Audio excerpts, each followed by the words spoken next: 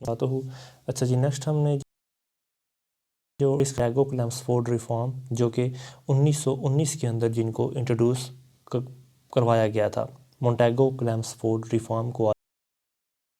آج جی مونٹیگو کلیمسفورڈ کو پہلے ہم نے ایک اور چیز کو ڈسکس کرنا ہے، وہ پیش آئی تھی 1918 کے اندر، اور یہ تھا روالٹ ایکٹ۔ بلکہ روالٹ ایکٹ بھی جو ہے وہ 1919 کے اندر ہی پیش آیا، جس کے بعد جو ہے پولیٹیکل کنڈیشن جو ہے وہ کافی زیادہ خراب ہو گئی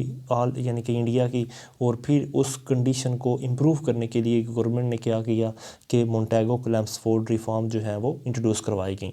ہوا کیا تھا کہ 1918 کے اندر گورنمنٹ نے ایک کمیٹی کو بنایا تھا۔ یہ کمیٹی جو تھی یہ بنی تھی جسٹس ایس اے روالٹ جو ہیں ان کے انڈر اس کمیٹی کو بنایا گیا تھا، اور اس کمیٹی کا مقصد یہ تھا کہ جتنے بھی ریبیلیس گروپ ہیں، یعنی کہ وہ لوگ جو گورنمنٹ کے خلاف بغاوت کرتے ہیں، ان کے خلاف ایک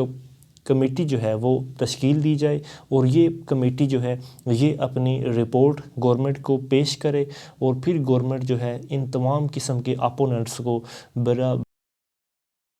برطلی کر دے۔ اچھا جی، یہ کمیٹی جو ہے یہ اپنی رپورٹ 1918 کے اندر گورنمنٹ کے سامنے پیش کرتی ہے، اور گورنمنٹ جو ہے اس رپورٹ کو ایک روالٹ ایکٹ کے طور پر اپناتے ہوئے جتنے بھی مطلب اس کے اپوننٹس ہوتے ہیں جو گورنمنٹ کی پولیٹیکل ایکٹیویٹیز کے خلاف ہوتے ہیں، گورنمنٹ ان کے لیے وہ اپناتی ہے، اور ان لوگوں کے خلاف کافی زیادہ مطلب اسٹرکٹ ایکشن لیے جاتے ہیں۔ اب یہاں پر کیا ہوتا ہے کہ جو قائد اعظم محمد علی جناح ہیں اس وقت ممبر ہوتے ہیں امپیریل لیجسلیٹو کونسل کے، اور قائد اعظم جو ہیں اس روالٹ ایکٹ کے خلاف ہوتے ہیں۔ نہ صرف قائد اعظم بلکہ کچھ دوسرے پولیٹیکل لیڈرز بھی اس روالٹ ایکٹ کو ڈکلیئر کرتے ہیں کہ یہ رپورٹ ایک کریمنل رپورٹ ہے، اور اس رپورٹ کے خلاف پروٹیسٹ کرتے ہوئے قائد اعظم جو ہیں وہ یعنی کہ مطلب روالٹ ایکٹ کے خلاف پروٹیسٹ کرتے ہوئے Quaid Azam Imperial legislative council سے استعفیٰ دے دیتے ہیں، اور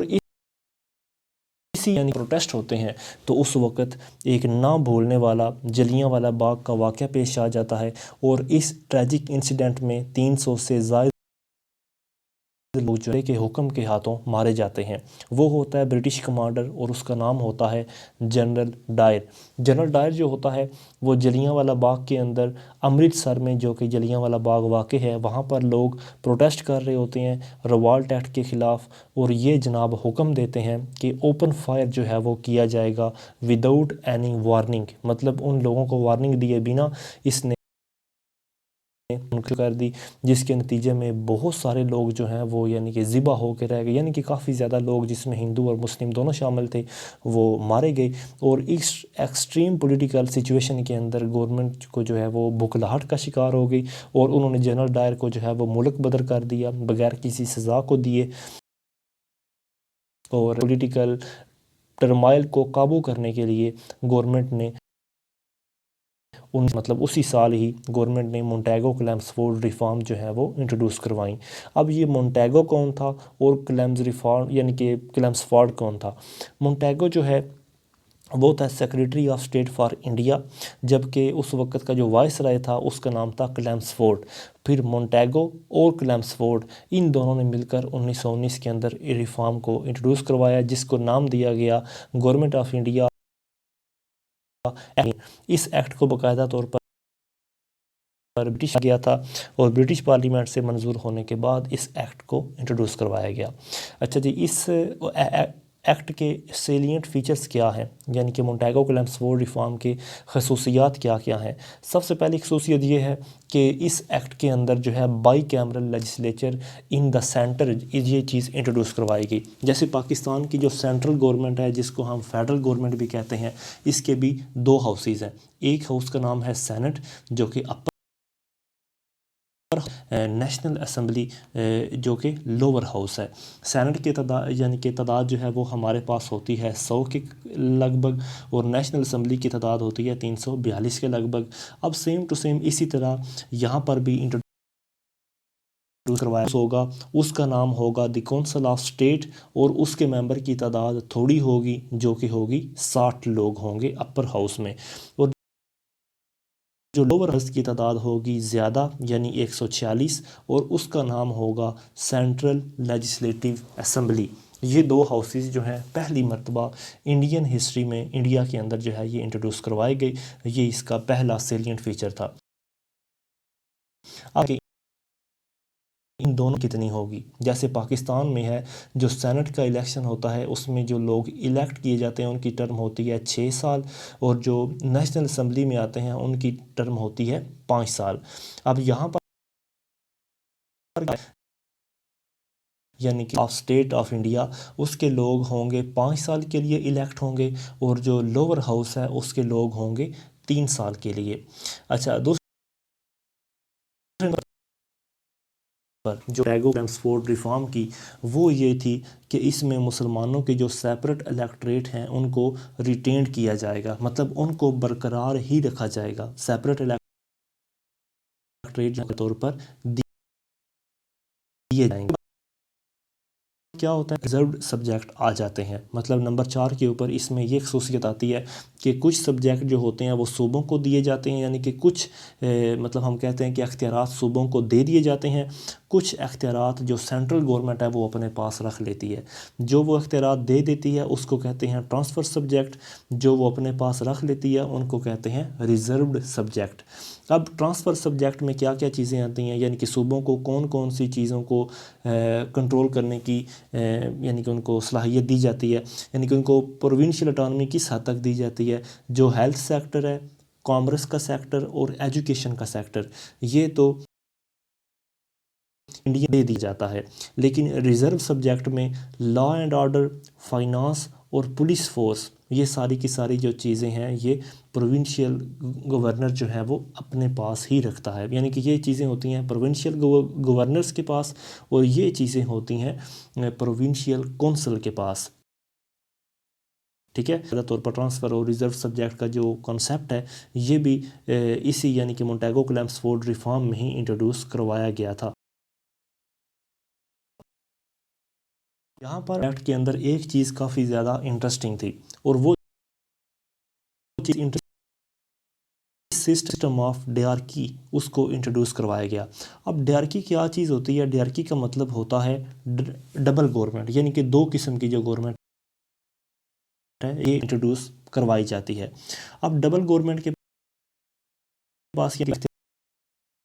اختیارات ہیں پروونشل کونسل کے پاس اور کچھ اختیارات جو ہیں وہ رہے تھے پروونشل گورنرز کے پاس. گورنر جو ہیں یہ سینٹرل گورنمنٹ کی طرف سے ہوتے تھے اور باقاعدہ طور پر پروونس کے اندر یعنی کہ صوبوں کی جو کونسل ہے یہ وہ ہوتی تھی. یعنی کہ جو گورنر جنرل ہے اس کو ابھی بھی اختیارات ہیں کہ وہ صوبائی معاملات میں دخل اندازی کر سکتا ہے. اور اسی چیز کو مونٹیگو کلیمسفورڈ ریفارم میں کافی زیادہ ناپسند بھی کیا گیا کہ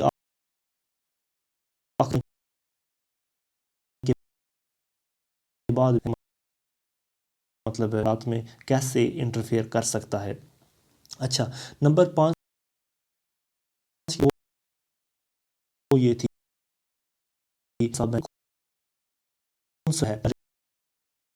رسپانسبل اسٹیٹ فار انڈیا، یعنی کہ گورنر جنرل کی جو ایگزیکٹو کونسل ہے وہ secretary of state for India کے ماتحت ہوگی اور secretary of state for India جو ہیں وہ بیٹھے ہوں گے لندن کے اندر. وہاں پر بیٹھ کر یہ حکم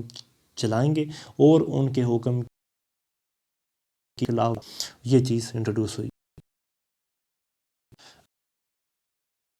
کہ ان ریفارمز کے کیا کیا اثرات ہوئے تھے. ان ریفارمز کے اگر ہم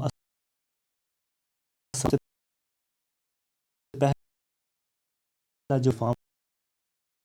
کا مونٹیگو کلیمسفورڈ ریفارم کے اندر لکھنؤ پیکٹ کے اندر کی گئی باتوں کو بہت حد تک ڈیمانڈ پوری نہیں کی گئی تھی. یعنی کہ جو باتیں لکھنؤ پیکٹ کے اندر کہی گئی تھیں ان میں سے زیادہ تر ڈیمانڈز کو پورا نہیں کیا گیا تھا. اب یہاں پر کیا ہوا، بڑی ایک دلچسپ سچویشن یہ بن گئی کہ جب لکھنؤ پیکٹ کی ڈیمانڈز کو پورا نہیں کیا گیا مونٹیگو کلیمسفورڈ ریفارم کے اندر، تو یہاں پر جو اس وقت کی کانگریس ہے وہ دو حصوں میں، ایک حصہ ایک گروپ جو ہے وہ کانگریس کا یہ کہتا تھا کہ وہ ان ریفارمز کو اسیپٹ کرے گا، دوسرا کہتا تھا کہ وہ ان ریفارمز کو اسیپٹ نہیں کرے گا کیونکہ یہ ریفارم جو ہیں انیڈیکویٹ اور ان سیٹسفیکٹری ریفارمز ہیں۔ جبکہ مسلم لیگ کی یہاں پر بات کریں تو مسلم لیگ نہ تو اس کے اپوزٹ تھی اور نہ ہی وہ اس کے فیور میں تھی، کیونکہ مسلم لیگ یہ سمجھتی تھی کہ یہ ایک گورنمنٹ کی سیلف رول کے لیے، مطلب انڈین پیپل کے سیلف رول کے لیے یہ ایک کنکریٹ سٹیپ نہیں لیا گیا جو کہ میں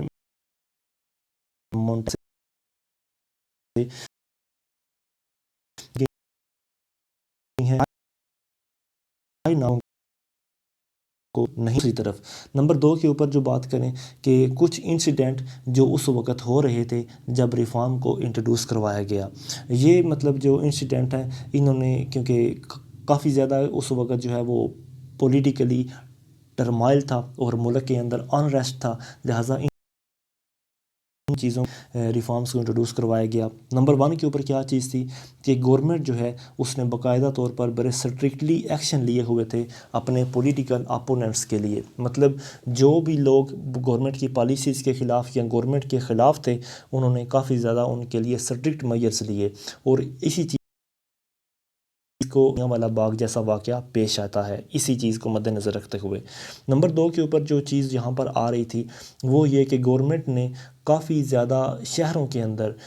مارشل لا امپوز کر دیا تھا، کیونکہ یہ وہ شہر تھے جہاں پر گورنمنٹ کی پالیسیز کے خلاف باقاعدہ طور پر پروٹیسٹ شروع ہوئے تھے، اور گورنمنٹ نے اپنے اپریسو کو، اپنے اپوننٹ کو دبانے کے لیے بہت سارے مطلب علاقوں میں، بہت سارے شہروں میں انہوں نے مارشل لا امپوز کر دیا۔ نمبر 3 کے اوپر جو ہے ایک اور چیز شروع ہوئی تھی وہ تھی کہ ایک طرف تھی خلافت موومنٹ، دوسری طرف تھی نان کوپریشن موومنٹ، اور یہ دونوں چیزیں سائیڈ بائی سائیڈ ایک دوسرے کے لیے یعنی کہ شروع ہوئی۔ کوپریشن